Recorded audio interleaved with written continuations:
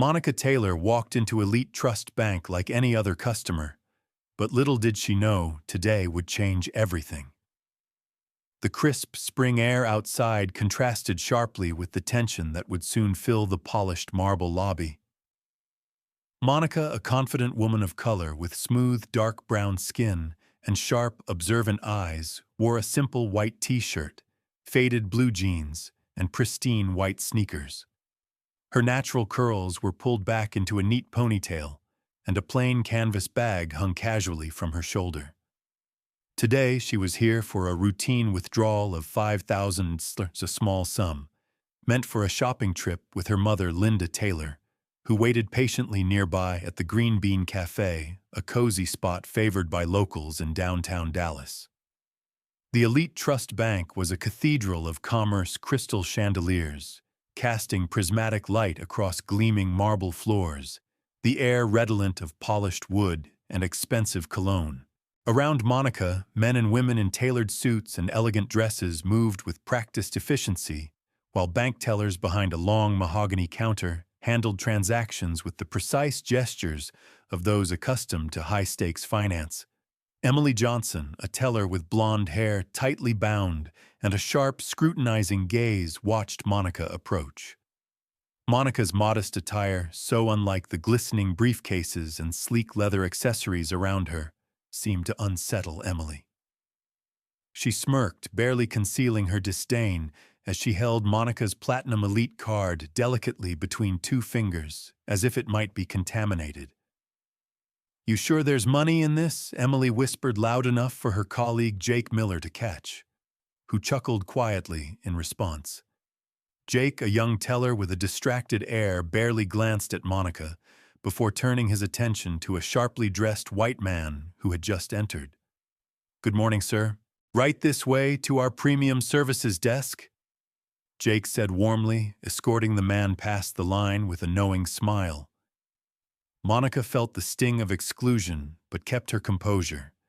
She brushed the strap of her bag, feeling the worn canvas beneath her fingers, a reminder of the journey she had taken from humble beginnings to becoming a successful entrepreneur in the tech industry. Yet here in this glossy temple of finance, she was just another outsider to these gatekeepers of wealth. Around the lobby, subtle slights played out in plain sight. A Hispanic woman in nurse scrubs was asked for additional identification while clutching her paycheck nervously. An elderly black couple waited with trembling hands as their deposit slips were processed with slow, disinterested glances. Monica's sharp eyes cataloged every detail, the whispered jokes, the sidelong glances, the unspoken hierarchy that determined who was worthy of respect and who was invisible. She had faced such prejudice many times before, her dark skin and simple clothes marking her as less than even when her bank balance told a very different story. Emily's smirk deepened as she leaned back slightly, crossing her arms. "What kind of withdrawal are we talking about?" she asked with feigned innocence, though the tone was a clear challenge. Monica slid her Platinum Elite card and driver's license across the counter, maintaining a steady gaze. $5,000 should do, she said politely but firmly. Emily's manicured nails hovered over the card before picking it up with exaggerated care. "Platinum Elite card," she sneered softly. "You sure it's yours? These aren't handed out to just anyone." Jake's muffled laughter echoed from nearby. "Probably borrowed it," he muttered loud enough for Monica to hear. A familiar fire ignited in Monica's chest. She had endured worse store clerks who followed her suspiciously, colleagues who doubted her intellect, strangers who dismissed her success as luck. But this was her bank, the place where her millions were entrusted, and here she was being questioned like a fraud. Monica thought of her mother Linda, waiting with her usual calm smile and unwavering faith. She refused to let petty prejudice ruin this day. "It's mine," Monica said steadily. "You can verify it with my ID." Emily held the license up to the light, her scrutiny exaggerated and performative. She typed slowly, deliberately, prolonging the process. Large cash withdrawals require extra checks, especially for certain accounts, Emily announced, her voice dripping with barely concealed condescension. Jake snorted nearby, covering his mouth to hide his amusement. The air grew heavy with tension. Monica's nails tapped once-twice on the counter, a quiet declaration of resolve. She was not invisible. She was a woman of color, a self-made millionaire, and she demanded to be treated as such. The murmurs of other customers faded into the background as Monica prepared to reclaim her dignity. With a subtle shift, Monica made a call on her phone. The lobby seemed to hold its breath. Who was on the other end? What was about to change? The morning light spilled through the windows, illuminating a scene that was about to turn the polished marble floors into a battleground for respect and justice. Monica's silent strength now spoke louder than any sneer, and the game was about to begin. The call Monica made wasn't to a friend, it was to someone who could change the game. The quiet buzz in the Elite Trust Bank lobby shifted as Monica's voice echoed softly over the phone, commanding attention without a single raised tone. The teller, Emily Johnson, who had moments before smirked and mocked her, now found her confidence waning. Monica, a woman of color with smooth, dark brown skin and eyes that gleamed with quiet determination, remained composed, though the weight of the subtle yet sharp prejudice surrounding her pressed heavily. Emily's earlier smugness gave way to frustration. She exchanged a glance with Jake Miller, another teller, who shared the same light-hearted cynicism their whispered words barely contained. Jake, with his casual lean against the counter, had chuckled when he spotted Monica's modest attire, assuming she was out of place in the polished environment. Yet now, with Monica on the phone, their attitudes began to crack. The coldness that had filled the air softened ever so slightly, replaced by an uneasy tension. Michael Anderson, the branch manager, arrived, then his footsteps echoing purposefully on the marble floor. He was a man in his 50s with a stern countenance and a well-tailored gray suit that gave him an air of authority. As a white man, Michael's role was to uphold the bank's standards, but his gaze narrowed skeptically as he took in Monica's casual white t-shirt, faded jeans, and plain canvas bag. To him, Monica appeared like an anomaly in the sea of polished clients, a woman of color who did not fit the elite mold. Ms. Taylor, Michael, began, his voice polite but carrying a subtle edge. This is a large withdrawal request. Are you sure this is what you want to do today? His eyes scanned her face as if searching for signs of confusion or error. Monica met his gaze steadily, refusing to shrink back. Yes, Mr. Anderson. Monica replied, her voice steady. I'm fully aware of what I'm requesting. The assertion was calm but firm, a clear statement that she would not be dismissed or underestimated because of her appearance or background. Around them, other customers watched quietly. Some, like an elderly black woman clutching a deposit slip, gave Monica supportive nods, while others, including a white businessman nearby, exchanged skeptical glances. The atmosphere was thick with unspoken social tensions. Monica's presence as a woman of color with immense wealth challenged the implicit biases embedded within these marble walls. Emily returned to her computer, typing with exaggerated slowness, as if testing Monica's patience. We've had issues with fraudulent accounts lately, she said softly, so we need to verify everything carefully. The words carried a sting, a coded message questioning Monica's legitimacy. Monica's jaw tightened, but she maintained her composure. Jake, now leaning closer to Emily, whispered something about probably a scam, the laughter barely concealed. Nearby, Lisa White, another teller, looked on uneasily, her brown eyes betraying a mix of discomfort and sympathy. It was a familiar script for Monica. The subtle systemic skepticism often faced by people of color, even those with undeniable success. Michael folded his arms, stepping closer. "We want to ensure all transactions comply with bank policy," he said. "Your attire and request do not fit the profile of a typical client making such withdrawals." His tone was carefully measured, but the implication was clear. Monica did not belong in this world of privilege. The sting of his words landed hard, but Monica's resolve only strengthened. "Mr. Anderson," she said, voice cool and unwavering, "my account balance speaks for itself. I expect to be treated like any other client." Her gaze swept the room briefly at the customers, at the tellers, at the polished floors, asserting her rightful place in this space. Emily's fingers hovered hesitantly over the keyboard as she prepared to continue the verification. "This might take some time," she muttered, her words laced with thinly veiled disbelief. Jake's smirk faded as the weight of Monica's presence became undeniable.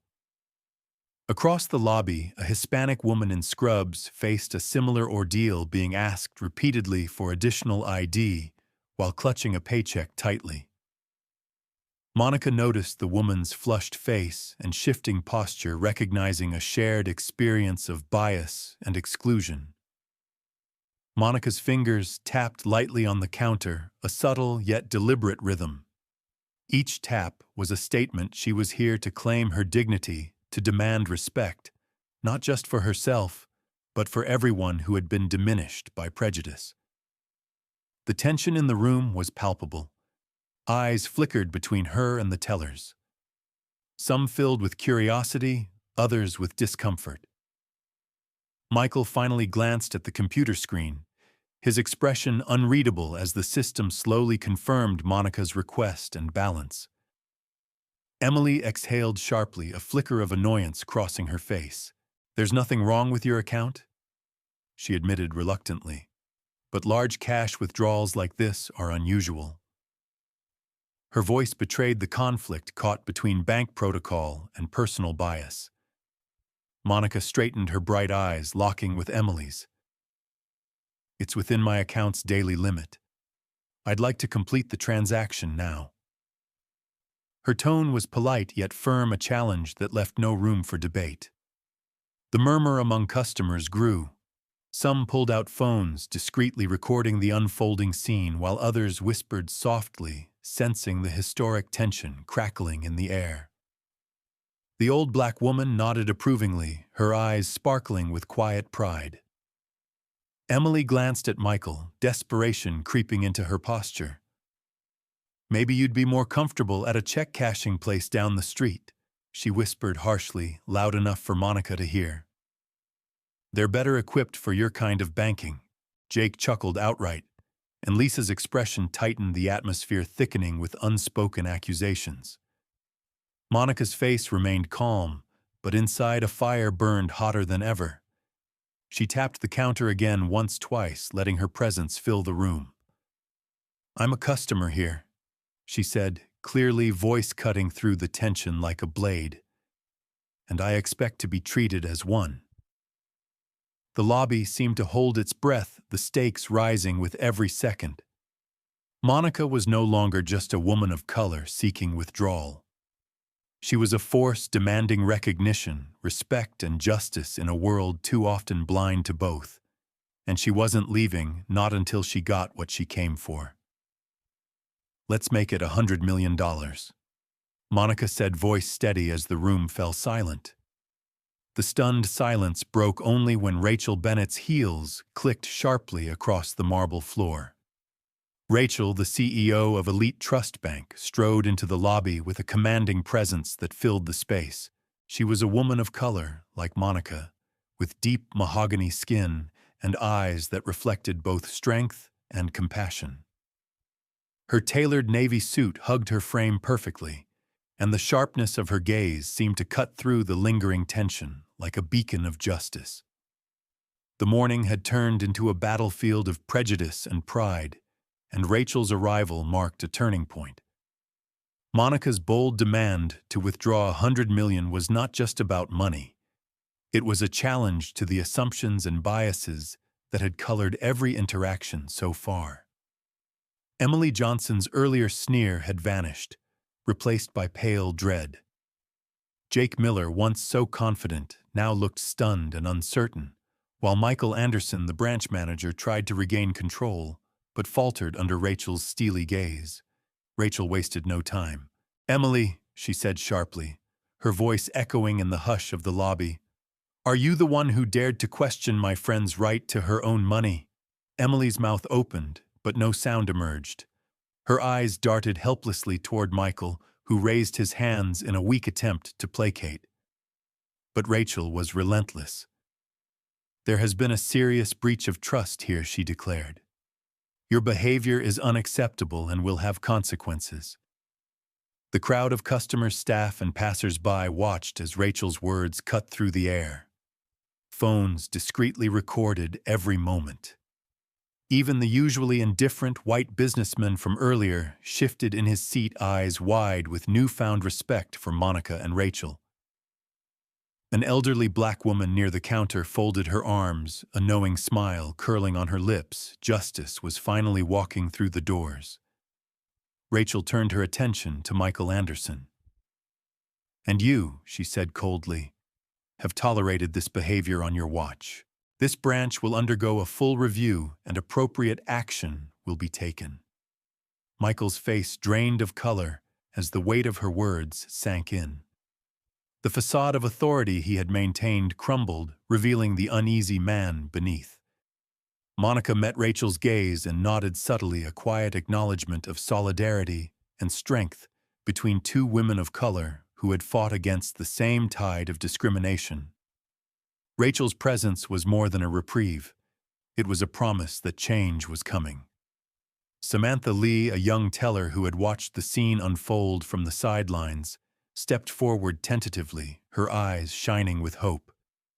The staff, once smug and dismissive, now looked uncertain, caught between fear and the dawning realization that the old ways were no longer acceptable.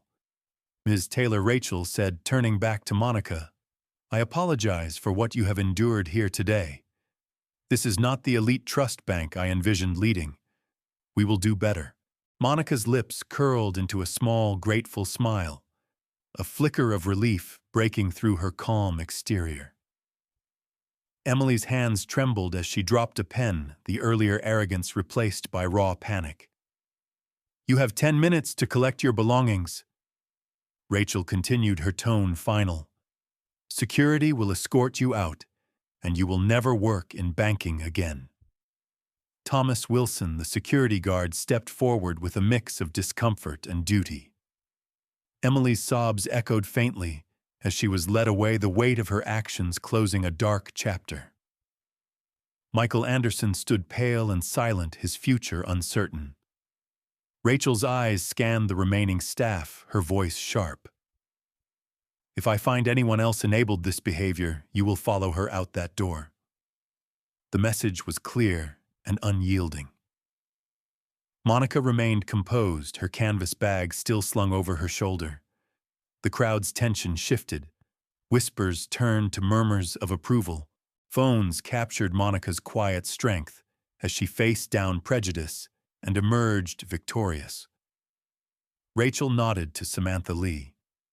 "Take over Ms. Taylor's transaction," she instructed. Samantha approached with a respectful smile, ready to serve where others had failed. The bank's lobby, once a stage of injustice, now hummed with the promise of transformation. Monica handed over her card and ID once more. Samantha's fingers flew over the keyboard, her voice soft but sincere. "I'm sorry for what you experienced today. How can I assist you?" The simple question was a lifeline, restoring dignity where it had been denied. The $5,000 withdrawal processed swiftly and smoothly. Monica accepted the crisp envelope with a small smile, thanking Samantha warmly. The day's battle had been won, but the war for respect and equality was only beginning. As Monica turned toward the revolving doors, her eyes met Rachel's one last time. A silent vow passed between them. Outside, the sunlight bathed the city in a golden glow, hinting at a brighter future born from courage and conviction. The struggle against prejudice was far from over, but today had proved one undeniable truth: strength, dignity, and justice could not be denied. The atmosphere in Elite Trust Bank shifted. Respect finally filled the air where suspicion once reigned. Samantha Lee stepped forward, her calm presence a stark contrast to the earlier chaos.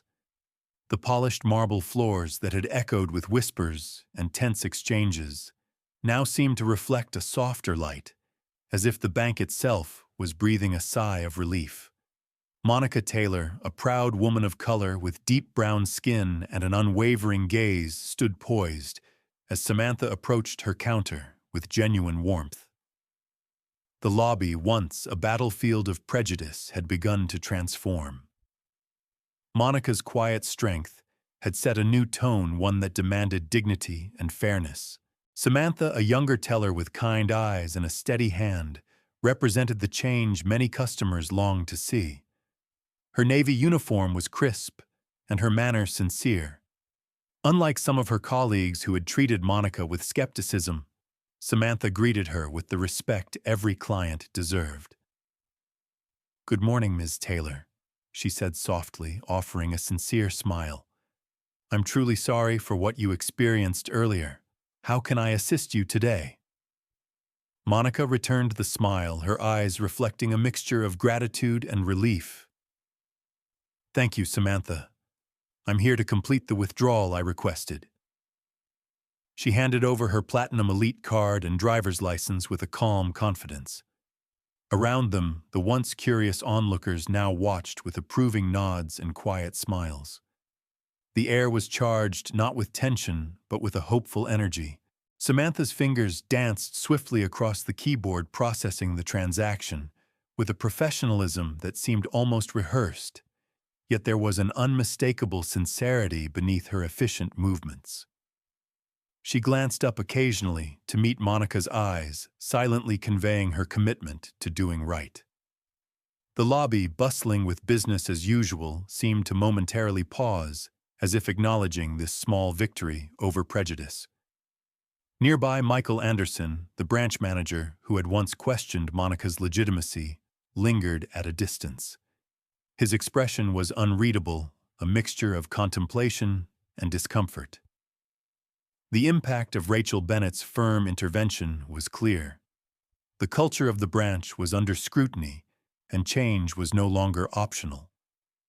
As the transaction neared completion, Samantha carefully counted the crisp bills before sliding them across the counter in a neat envelope. Monica's fingers brushed the paper, and she allowed herself a small, genuine smile. "You've been wonderful, Samantha," she said quietly, her voice carrying the weight of appreciation. "Thank you for restoring my faith today." Samantha nodded, her own smile widening with quiet pride. The customers around them began to whisper words of encouragement, some applauding softly. The old woman who had earlier nodded approvingly approached discreetly, her eyes shining. It was a moment of shared triumph, not just for Monica, but for all who had witnessed the dismantling of bias. Monica's thoughts briefly drifted to her mother, Linda, waiting patiently at the Green Bean Cafe just a block away. The promise of a peaceful afternoon was now within reach, made sweeter by the day's hard-won justice. She adjusted the strap of her canvas bag and glanced once more around the lobby, a space forever changed by courage and conviction. The sun outside cast a warm glow through the tall windows, inviting Monica to step out and reclaim the joy of her day. As she moved toward the revolving doors, Samantha's voice followed her softly. "If you ever need anything, Ms. Taylor, I'm here to help." The words were simple yet powerful, a testament to the shift from doubt to respect. Monica's lips curled into a grateful smile. "Thank you, Samantha. I look forward to seeing the changes you and Rachel bring." With that, she stepped outside, the fresh spring air filling her lungs and lifting her spirits. Behind her, the elite trust bank's lobby hummed with renewed purpose. The marble floors gleamed under the afternoon sun, and the chandeliers sparkled like promises of a better tomorrow. The battle was far from over, but today had marked a turning point, one where respect triumphed over suspicion and dignity reclaimed its rightful place. In this moment, Monica Taylor stood not just as a woman of color with wealth, but as a symbol of resilience, justice, and hope for all who faced the shadows of prejudice. Outside, the city buzzed with life, but Monica's world had just become a little brighter. The sun hung high over Dallas, casting golden rays that warmed the sidewalks and illuminated the bustling streets filled with a mosaic of people. Monica Taylor, a woman of color with rich brown skin and a calm confidence born from years of perseverance, stepped out of Elite Trust Bank with a sense of quiet triumph. Today was not just about the money she had withdrawn, it was about reclaiming her dignity and setting a new standard for respect. Her mother, Linda Taylor, awaited her at the Green Bean Cafe, a quaint neighborhood spot just a short walk from the bank. The cafe was alive with the comforting sounds of clinking porcelain, soft conversations in Texan accents, and the aroma of freshly brewed coffee mingling with warm pastries. Linda, a graceful woman in her 60s with silver-streaked hair and kind brown eyes, sat by a window table, her face lighting up as Monica approached. "There's my girl," Linda called out warmly, her voice carrying the tenderness of a mother who had witnessed her daughter's journey from the very beginning. Monica smiled broadly as she slid into the seat across from her mother, feeling the comforting embrace of familiarity and unconditional love. As they settled, Monica began to recount the morning's events with a storyteller's ease. She spoke not with anger, but with a measured tone that highlighted the unfairness she had faced and the strength it took to stand tall amidst it. "Emily Johnson and her crew thought they could question me, doubt me just because of how I looked." Monica said, her eyes steady. "But I stood my ground, Mom. I made them see me, really see me." Linda nodded, her lips parting in a proud smile. "You showed them, baby," she said softly, reaching across the table to squeeze Monica's hand. "Just like I always knew you would." The moment between them was a balm, a reminder that Monica's fight was not just for herself, but for every person who had been diminished by prejudice. They ordered iced tea and shared a plate of buttery biscuits, the casual comfort of the cafe, a sharp contrast to the sterile marble halls Monica had just left behind. Around them, patrons chatted quietly, servers moved efficiently between tables, and a tip jar sat prominently near the counter, a small but meaningful symbol of appreciation in the service culture they both cherished. Monica and Linda laughed over light-hearted moments, debating the merits of a silk scarf Monica had admired in a boutique window, sharing memories of family gatherings, and simply enjoying the rare peace of an afternoon unburdened by struggle. The $5,000 Monica had withdrawn remained mostly untouched, a silent testament to the true treasure of the day, their shared joy and renewed hope. As the sun shifted lower, casting longer shadows over the city, Monica felt a swell of gratitude for her mother's unwavering support. It was that love that had fueled her courage, that had kept her moving forward even when the world seemed determined to hold her back. And now, with each step she took in uptown Dallas, surrounded by glittering boutiques and vibrant streets, she carried that strength with her.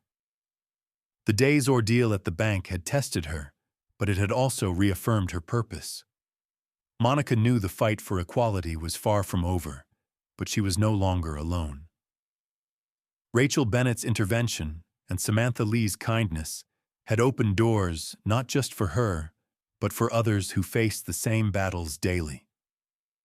Together, Monica and Linda walked arm in arm through the city's heart, their laughter mingling with the lively sounds of Dallas. The future stretched before them, bright with possibility, and shaped by a woman who had turned prejudice into progress. And as the golden light bathed their path, Monica Taylor knew one thing with absolute certainty: this was just the beginning. Back inside Elite Trust, bank change was no longer a promise, it was happening. The conference room, bathed in the warm glow of late afternoon sunlight streaming through floor-to-ceiling windows, held an air of solemn determination. Rachel Bennett stood at the head of the sleek modern table, her deep mahogany skin radiant under the soft light eyes, sharp and resolute. As CEO of Elite Trust Bank and a woman of color who had faced her own share of challenges, Rachel carried the weight of responsibility, not just for the institution, but for every client who walked through its doors. The day's events had shaken the bank to its core, forcing a reckoning with ingrained biases and systemic inequities. Rachel's voice resonated clearly as she addressed her team. What happened today will never happen again. The room was filled with managers, tellers, and staff, some reflecting quietly on their roles, others nodding in agreement. Michael Anderson sat among them, his usual confident posture softened by the day's fallout. The sting of Rachel's earlier reprimand still lingered, and he now understood the urgent need for real change. Rachel outlined a comprehensive plan: mandatory anti-bias training for all employees, a revamped performance review system prioritizing equitable service, and a client feedback system disaggregated by demographics to root out disparities. The reforms were not just policies on paper, they were a blueprint for transformation. Every client deserves respect. No exceptions, she said firmly, the words carrying a vow that rippled through the room. Samantha Lee, the teller who had exemplified professionalism and empathy throughout the ordeal, raised her hand tentatively. Miss Bennett, I'd like to help with the training, she offered, her brown eyes earnest and hopeful. I saw what happened today, and I want to make sure it's different tomorrow. Rachel's lips curved into a rare, approving smile. Thank you, Samantha. Your dedication will make a difference. The staff absorbed the commitment with a mixture of shame, resolve, and cautious optimism. Rachel's words were not empty promises, they were a call to action, a challenge to dismantle the prejudices that had long lingered beneath the bank's polished surface. Michael shifted uncomfortably, but nodded, aware that his leadership would be scrutinized moving forward. Beyond the walls of the conference room, the story of Monica Taylor's courage was spreading. Videos recorded by onlookers were sparking conversations across Dallas and beyond, igniting debates about fairness and respect in financial institutions. Monica herself was becoming a symbol, not just of success, but of the unyielding fight for dignity in the face of discrimination. Later, as dusk settled over the city skyline, Monica and her mother Linda stood outside a boutique in uptown Dallas, their shopping bags light, but their spirits soaring. The golden glow of the setting sun seemed to affirm the promise of a new day. Monica glanced at Linda, her smile reflecting the strength and love that had carried her this far. The future was bright-shaped by a woman who had turned prejudice into progress. In the days that followed, Monica reached out to Samantha, providing support for scholarship programs and initiatives aimed at empowering employees and customers alike. The ripple effect of one brave stand was transforming lives, proving that change was possible when courage met conviction. Back at Elite Trust Bank, Rachel Bennett continued to lead with unwavering resolve, ensuring the reforms took root and flourished. The marble floors and crystal chandeliers remained, but the spirit that filled the bank had changed, one of accountability, respect, and hope. Monica Taylor's story had become more than a personal triumph. It was a beacon of justice and humanity. In a world too often divided by prejudice, her journey reminded everyone that dignity and talent know no color, and that true power lies in standing tall, speaking truth, and demanding the respect every human being deserves. In the gentle glow of a Dallas afternoon, Monica Taylor's quiet resilience had reshaped not only a bank's lobby, but the hearts of those within it. Her journey a testament to unwavering strength and the courage to stand tall against deep-rooted prejudice reminds us all that true worth is measured not by outward appearance, but by the character and determination that lie beneath. Breaking down barriers requires more than words. It demands steadfast resolve and a commitment to justice that uplifts others along the way. Just as a small lantern flickers steadily through the darkest night, a single act of kindness and courage can illuminate paths for many who follow. In a world where snap judgments and unseen biases too often cloud our view, it is vital to remember that every person carries a story worth hearing and a soul deserving of respect. Let us choose to see beyond the surface to honor the talents and spirit that transcend skin color, background, or attire. Like a quiet beacon by a window on a cold evening, these acts of understanding and fairness light the way toward a more compassionate and equitable future. Take a moment to reflect on the silent gifts of love and justice surrounding you, those everyday moments where empathy can bridge divides and heal old wounds. If this story has touched your heart, consider sharing its warmth with someone who needs it today. In doing so, we keep alive the flame of hope and the enduring power of human kindness.